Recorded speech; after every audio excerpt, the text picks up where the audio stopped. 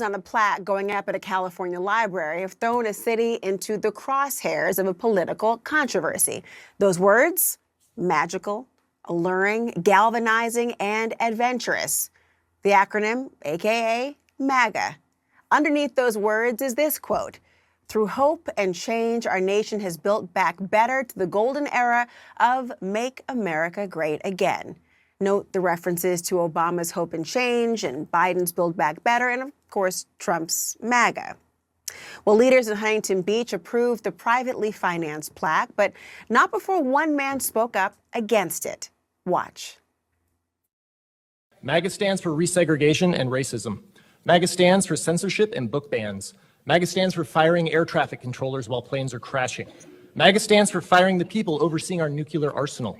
MAGA stands for firing military veterans and those serving them at the VA, including canceling research on veteran suicide. MAGA stands for cutting funds to education, including for disabled children. MAGA is profoundly corrupt, unmistakably anti-democracy, and most importantly, MAGA is explicitly a Nazi movement. You may have replaced a swastika with a red hat, but that is what it is. I will now engage in the time-honored American tradition of peaceful civil disobedience. That's former NFL punter Chris Kluwe. Police carried him off after he approached city council members. Kluwe says he was charged with a misdemeanor and held in custody for about 4 hours. You know what? Chris Kluwe joins me now. Chris, thank you for joining. Everyone has been talking about this moment, and I'm wondering, why did you decide to take this particular course of action? Well, first and foremost, it's because the Huntington Beach City Council does not care about the community of Huntington Beach. They've made it very obvious that their goal is to advance their own interests, to rise higher in Trump's sphere of influence. And you can see that by our city attorney, Michael Gates, leaving the city and being appointed to Trump's administration. So that's really a problem when a city council doesn't have its city's best interests in mind. And why did this particular plaque spur this reaction, more than, say, his leaving? So for me, it's the fact that MAGA, as I said, is explicitly a Nazi ideology, and they are coming after trans rights. They're coming after resegregation and racism. Like they are tearing down our government because they can only see power for themselves, and they don't care who they hurt to have to get it.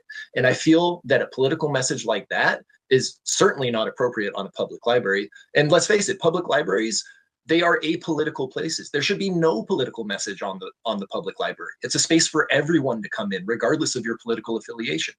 People have really bristled at the notion of your statement about a MAGA being a, quote, Nazi movement. Some look at this as you painting an extremely broad brush when it comes to describing all of those who supported Trump and voted for him.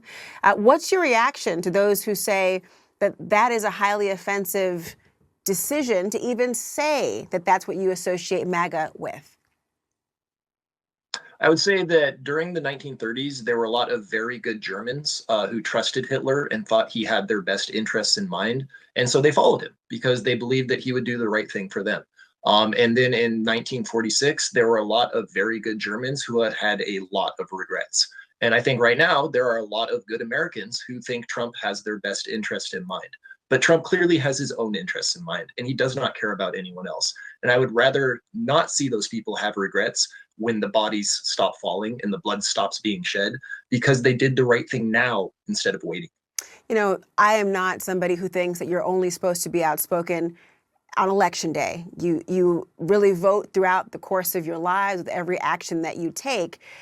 And yet the rhetoric you talk about and a lot of the criticism that you have for MAGA policies, they were stated before the election.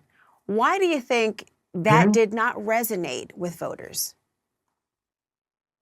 Because I don't think voters thought that he meant it. Again, Hitler promised what he was going to do. He explicitly laid out, Jews are the problem. I am going to get rid of them. That will make this country great. Trump has said immigrants are the problem. Trans people are the problem. We are going to get rid of them, and that will make this country great. And it is very, very similar to what Hitler promised. And it's not going to make this country great. It's just going to make this country worse.